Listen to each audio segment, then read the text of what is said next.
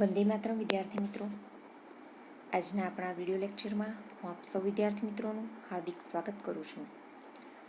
તો વિદ્યાર્થી મિત્રો, આજે આપણે વ્યાકરણ વિભાગમાં સમાસ વિશેની સમજ લેવા જઈ રહ્યા છીએ. તો ચાલો વિદ્યાર્થી મિત્રો, આપ સૌ તમારું પાઠ્યપુસ્તક લઈ અને ભણવા માટે તૈયાર થઈ જાઓ. તો વિદ્યાર્થી મિત્રો, સમાસ, તો અહીંયા આપણે સમાસને સમજતા પહેલાં થોડાક ઉદાહરણો આપ્યા છે. એ ઉદાહરણોને સમજી અને પછી સમાસ શું છે તેના વિશેની માહિતી લઈશું. તો અહીંયા પહેલું છે, અમાં 2 વાક્ય આપ્યા છે. એવી જ રીતે બ, ક, ડ અને ચ એમ કરીને બધામાં બબ્બે વાક્ય આપેલા છે. એ બંને વાક્યોની અંદર ડિફરન્સ શું છે એ સમજવાનો છે આપણે. આજકાલ વહ दिन और रात काम करता है. તો અહીંયા તમને લીટી દોરેલા શબ્દો આપ્યા છે, તે જુઓ, दिन और रात, બરાબર. એવી જ રીતે બીજા વાક્યમાં આપણે જોઈએ તો આજકાલ વહ दिन रात काम करता है. તો એમાં પણ दिन रात શબ્દ છે. બંનેમાં જુઓ તમે તો दिन और रात અને दिन रात વચ્ચેથી એક શબ્દ નીકળી ગયેલો છે. એવી જ રીતે આપણે બમાં જોઈએ 2 વાક્ય, તો કે રાજાને ઉસે સેના કા નાયક બનાયા. राजा ने उसे सेना नायक बनाया. सेना का नायक और उसे क्या कहते हैं, तो कि सेना नायक कहते हैं. ત્રીજામાં આપણે જોઈએ કમાં, તો કે कालिदास महान कवि थे और कालिदास महाकवि थे.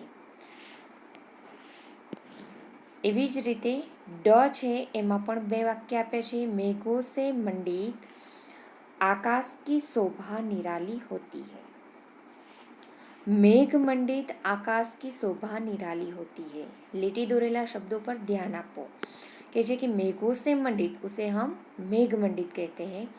वैसे ही हम दूसरा वाक्य देखें, मैं शक्ति के अनुसार काम करूँगा, मैं यथाशक्ति काम करूँगा.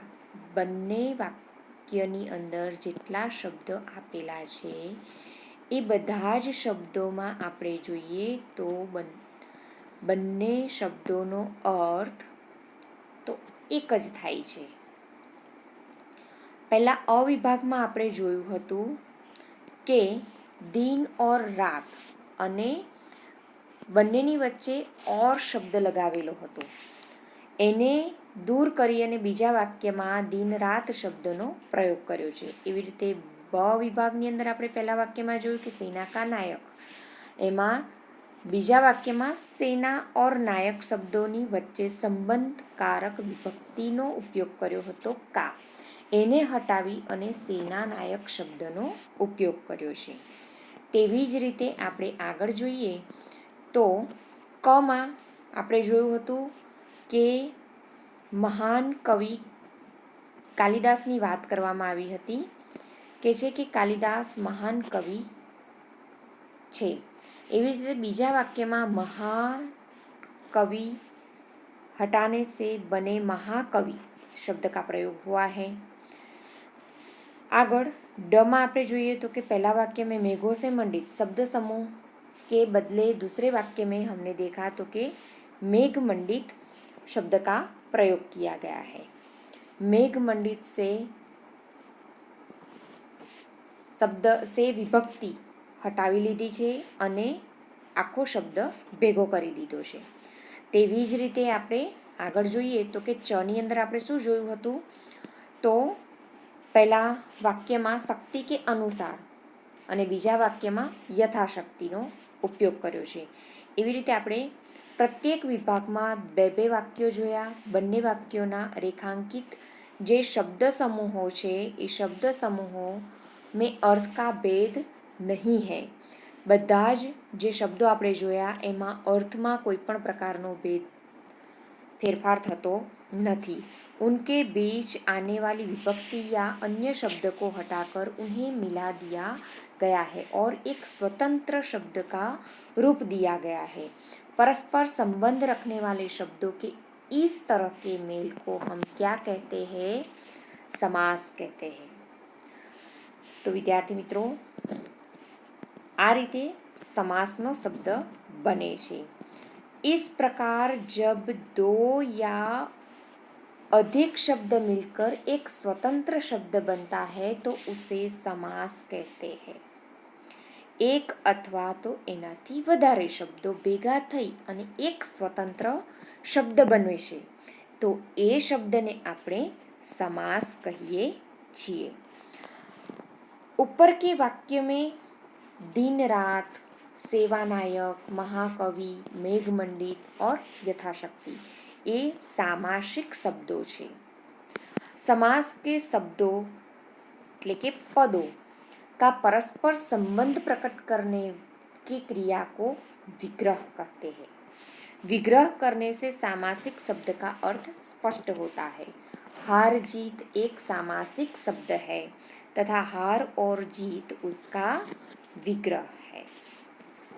तो विद्यार्थी मित्रों, समास केवी रीते बने छे ए तमने खबर पड़ी गई हशे। हवे आपणे जोवानुं छे समासना मुख्य प्रकारो। तो समासना मुख्य प्रकारनी अंदर આપણે પહેલો સમાસ છે એ જોઈશું દ્વંદ્વ સમાસ। દ્વંદ્વ यानी कि જોડકું। તો અહીંયા પણ પહેલા ઉદાહરણો આપ્યા છે એ ઉદાહરણો આપણે પહેલા જોઈએ। દ્વંદ્વ સમાસના सफलता के लिए उसने दिन रात एक कर दिया। वह अपने माता पिता की बात नहीं टालता। मंदिर में हमने राधा कृष्ण के दर्शन किए। खेल में हार जीत तो होती ही रहती है। उन्हें लाभ और हानि की चिंता नहीं थी। तो आ वाक्योनी अंदर આપણે જોઈએ તો કે જે લીટી દોરેલા શબ્દો હતા એ સામાસિક શબ્દોની ઉપર આપણે ધ્યાન આપીએ તો કહે છે કે એ જે શબ્દો છે सामासिक शब्दों में दोनों पद का शब्द है वो प्रधान है, अर्थात इन शब्दों के बीच समानता का संबंध है। बन्ने शब्दों केवा छे? समान छे। बन्ने वच्चेनो जे इन शब्दों के बीच समानता का संबंध है। इस प्रकार के समास में दोनों शब्दों के बीच आने वाले समुच्चय बोधक शब्द क्या होते हैं? और, अथवा और, या, वो लुप्त रहते हैं। ऐसे समास का विग्रह इस प्रकार होता है। तो देखिए, दिन रात तो दिन और रात, माता पिता तो कि माता और पिता, राधा कृष्ण राधा और कृष्ण। एवी ज रीते हार जीत तो कि हार या जीत, लाभ हानि तो कि लाभ या फिर हानि। तो आ प्रकारे जे समासनो विग्रह करता आ शब्दों मूकवामां आवे छे और, अथवा के पछी या। आ त्रण शब्दों द्वारा जे समासनो विग्रह थाय छे ए समास कयो छे? द्वंद्व समास छे। बराबर। इस प्रकार के समास को हम द्वंद्व समास कहते हैं। तो इस द्वंद्व समास का विग्रह करते समय पहले और दूसरे पद के बीच और, या, अथवा अव्ययों का प्रयोग किया जाता है। तो विद्यार्थी मित्रों, આપણે આ જ વસ્તુ યાદ રાખવાની છે કે સમાસનો વિગ્રહ કરતી વખતે, એને છૂટા પાડતી વખતે, શબ્દોને છૂટા પાડતી વખતે ઓર, યા અને અથવા આ ત્રણ અવ્યયોનો પ્રયોગ કરવામાં આવે છે, જેને આપણે દ્વંદ્વ સમાસ તરીકે ઓળખીએ છીએ। અહીંયા याद रखवा जेवुं छे कि द्वंद्व समास के दोनों पद संज्ञा, सर्वनाम, विशेषण या क्रिया विशेषण हो सकते हैं। आगळ जोईए, भाई बहन, भाई और बहन ए शुं छे? संज्ञा छे, नाम छे आपेला। आगळ छे हम तुम, हम और तुम ए शुं छे? सर्वनाम छे। भला बुरा, भला या बुरा એ શબ્દો શાના માટે વાપરવામાં આવે છે? તો કે વિશેષણ સૂચક શબ્દો છે। ઉપર નીચે, ઉપર યા નીચે એ શું બતાવે છે? ક્રિયા વિશેષણ બતાવે છે। તો વિદ્યાર્થી મિત્રો, અહીંયા તમને કીધું કે દ્વંદ્વ સમાસના બંને પદ સંજ્ઞા, સર્વનામ, વિશેષણ અથવા તો ક્રિયા વિશેષણ હોઈ શકે છે। कभी कभी द्वंद्व समास में 2 से अधिक पद भी होते हैं। 2 થી વધારે પદ પણ આવે છે, જેવી રીતે તન, મન, ધન। તો તો એનો વિગ્રહ પણ કેવી રીતે થાય છે? તો કે ઉપર આપણે કર્યો તે જ પ્રમાણે તન ઓર મન ઓર ધન, આવી રીતે એનો વિગ્રહ થતો હોય છે. સો તમારે એ યાદ રાખવાનું છે. તો ચાલો હવે આપણે આગળનો સમાસ જોઈએ. બીજો સમાસ છે આપણો દ્વિગુ સમાસ. દ્વિગુ સમાસમાં एकदम સહેલું છે યાદ રાખવાની ચાવી. कुछ सामासिक शब्द संख्यावाची शब्दों की सहाय से बनते हैं. કેટલાક એવા શબ્દો છે કે એ સંખ્યાવાચક શબ્દોની સહાયથી બને છે. જોઈએ આપણે पंचतत्वों का समूह, त्रिभुवन 3 भुवनों का समूह, सप्तर्षि 7 ऋषियों का समूह, दोपहर 2 पहरों का समूह, नवरात्रि 9 रातों का समूह. તો આપણે આ જે ઉદાહરણો જોયા તેમાં શબ્દો જોયા તો કે પહેલા શબ્દો જે વપરાયા છે તે સંખ્યાસૂચક શબ્દો છે અને આવા સંખ્યાસૂચક શબ્દોની મદદથી જે શબ્દો બને છે તે દ્વિગુ સમાસ તરીકે ઓળખાય છે. કે છે કે इन समासों का पहला शब्द है, पहला पद है वो क्रमशः पंच, त्रि यानी कि 3, सप्त यानी कि 7, 2, 9 જેવા શબ્દોનો ઉપયોગ થયો છે. આ બધા જ શબ્દો કેવા છે? સંખ્યાવાચી શબ્દો છે. इनके दूसरे पद के रूप में क्रमशः तत्व, भुवन, ऋषि, पहर और रात्रि संज्ञा पद आए हैं. प्रत्येक समास का पहला पद दूसरे पद की संख्या को सूचित करता है. बीजा पदनी संख्याનું સૂચન કરે છે. પહેલું પદ છે એ બીજા પદની સંખ્યાનું સૂચન કરે છે. ऐसे समास को हम द्विगु समास कहते हैं. એવા સમાસને આપણે દ્વિગુ समास કહીએ છીએ. चलो, जिस समास का पहला शब्द संख्यावाची हो और पूरा समास दूसरे शब्द की संज्ञा का समूह दर्शाता हो उसे हम द्विगु समास कहते हैं. तो विद्यार्थी मित्रों, द्वंद्व समास, द्विगु समास समझवाना बहुत સહેલા હોય છે. દ્વંદ્વમાં તમારે 3 અવયવો યાદ રાખવાના છે. દ્વિગુમાં તમારે પહેલું પદ છે એ સંખ્યાસૂચક છે તે યાદ રાખવાનું છે. ચલો આપણે એના બીજા ઉદાહરણ જોઈએ. અહીંયા આપ્યું છે चौराहा 4 राहों का समूह, पंचवटों वट वृक्षों का समूह, षड यानी कि 6 रसों का समूह, षड्रस, अष्टधातु 8 धातुओं का समूह, त्रिमूर्ति 3 मूर्तियों का समूह. તો વિદ્યાર્થી મિત્રો, આ બંને જે સમાસ આપણે ભણ્યા અત્યારે તે ખૂબ જ સહેલા છે અને યાદ રહી જાય તેવા પણ છે. તો એની જે ચાવી છે એ તમારે યાદ રાખવાની છે કે દ્વિગુ સમાસમાં પહેલું પદ છે તે સંખ્યાવાચી હોય છે. દ્વંદ્વ સમાસની અંદર 2 પદોને આપણે છૂટા પાડીએ છીએ ત્યારે ઓર અથવા કે પછી યા જેવા શબ્દોનો આપણે જેવા અવયવોનો આપણે ઉપયોગ કરીએ છીએ. બરાબર. ચાલો આપણે ત્રીજો સમાસ જોઈએ. ત્રીજો સમાસ છે તત્પુરુષ સમાસ. તત્પુરુષ સમાસમાં અહીંયા તમને ઉદાહરણ આપ્યા છે તે જુઓ. પહેલું છે રાજપુત્રને अपना वचन निभाया. देवी मुंडमाला पहने हुई थी. सुख प्राप्त व्यक्ति कब किसी की परवाह करता है. मुनि ध्यान मग्न थे. उनका व्यवहार प्रेमपूर्ण था. તો વિદ્યાર્થી મિત્રો, અહીંયા ગાડી જે રેખાંકિત કરેલા શબ્દો છે એની પર ધ્યાન આપીએ. એ કંઈક આપણને સમજાવે છે કે રાજા પુત્ર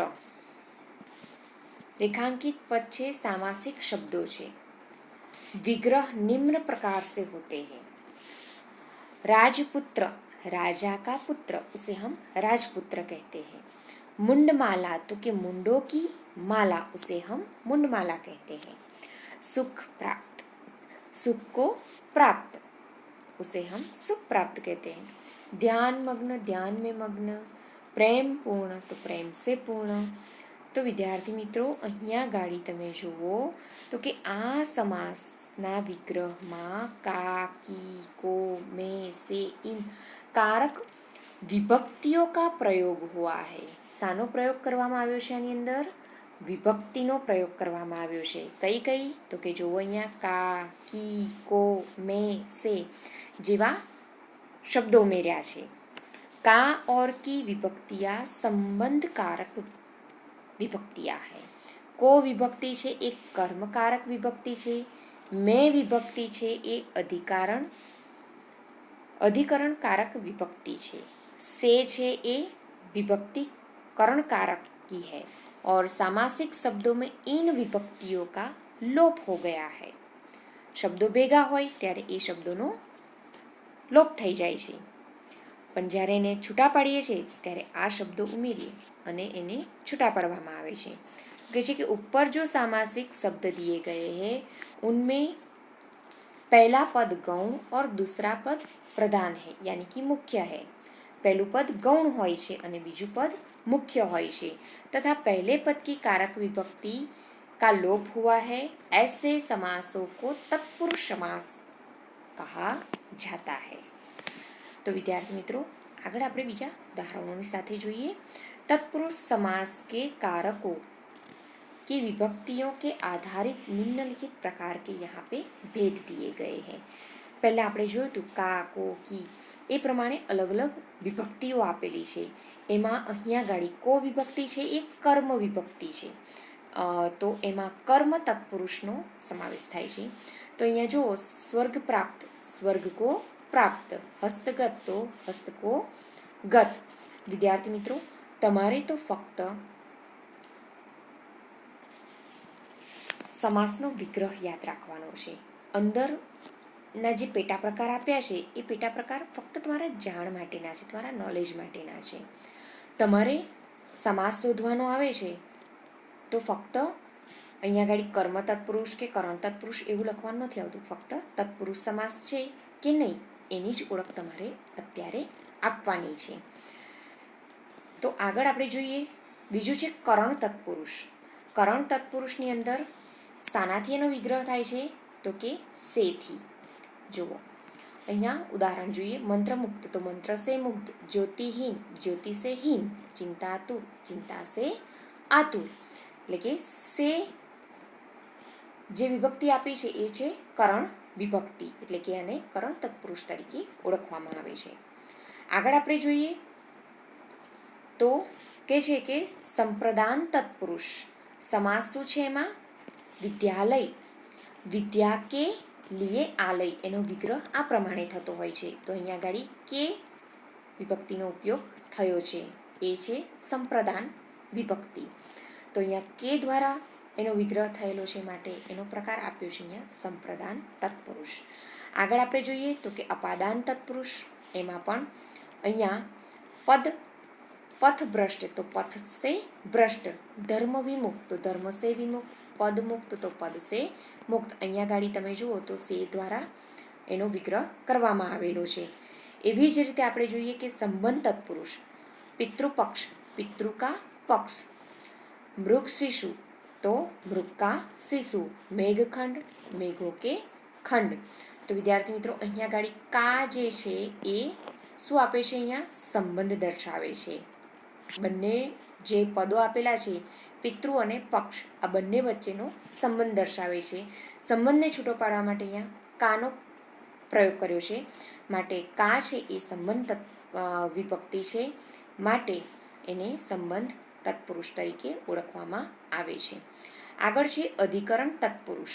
અધિકરણ તત્પુરુષની અંદર આપણે જોઈએ તો કે છે અહીંયા ગાડી સમાસ છે જલ ક્રીડા. જલ મેં ક્રીડા, પાણીની અંદર થતી ક્રીડા એને આપણે જલ ક્રીડા કહીએ છીએ. વ્યવહાર કુશળ, વ્યવહાર મેં કુશળ. કર્મવીર, કર્મમય વીર. તો અહીંયા ગાડી મેં જે આપ્યું છે તે છે અધિકરણ તત્પુરુષની અધિકરણ વિભક્તિના શબ્દો છે, માટે એ છે અધિકરણ તત્પુરુષ તરીકેને ઓળખવામાં આવે છે. तत्पुरुष समास का एक अन्य प्रकार भी है जिसे हम उपपद तत्पुरुष भी कहते हैं. जब तत्पुरुष समास का दूसरा पद ऐसा कृदंत हो जिसका स्वतंत्र उपयोग न हो सकता हो, જેનો સ્વતંત્ર રીતે ઉપયોગ નથી થઈ શકતો, તે છે उस समास को हम उत्पत्त समास कहते हैं। गिरिधर, गिरि को धारण करने वाला। राजनीतिज्ञ, राजनीति को जानने वाला। मनोहर, तो मन को हरने वाला। आ छे उपपद समासना उदाहरणों। तो विद्यार्थी मित्रों, आ हतुं तमारुं तत्पुरुष समास। तो આપણે આજે આ સેશનમાં 3 સમાસ શીખવાના છે. એના પછીના સેશનમાં આપણે બીજા સમાસની સમજ લઈશું. આપણે અત્યારે જોયું કે દ્વંદ્વ સમાસ, એનો વિગ્રહ કેવી રીતે થાય છે, એના માટે કયા શબ્દોનો ઉપયોગ થાય છે. ત્યાર પછી દ્વિગુ સમાસ, દ્વિગુ સમાસ શું છે, તેને પણ કેવી રીતે વિગ્રહ કરવામાં આવે છે ને તેની ઓળખ શું છે. ત્યાર પછી આપણે જોયું તત્પુરુષ સમાસ. તત્પુરુષ સમાસની અંદર પણ આપણે જોયું કે તત્પુરુષ સમાસની અંદર જે વિભક્તિઓનો સમાવેશ થાય છે એ વિભક્તિઓ દ્વારા એનો વિગ્રહ કરવામાં આવે છે અને એના વિગ્રહ ઉપરથી આપણે એને ઓળખી શકીએ છીએ કે આ કયા પ્રકારનો સમાસ છે. બરાબર. તો વિદ્યાર્થી મિત્રો, હું તમને જે પણ કંઈ લખવા માટે આપું તે તમારે તમારા ચોપડામાં આ બધી જ સમજ વ્યવસ્થિત સારા અક્ષરે લખવાની છે અને તેને યાદ પણ રાખવાની છે. સો વિદ્યાર્થી મિત્રો, ફરીથી મળીશું નવા સેશનમાં. Have a nice day. Vande Mataram.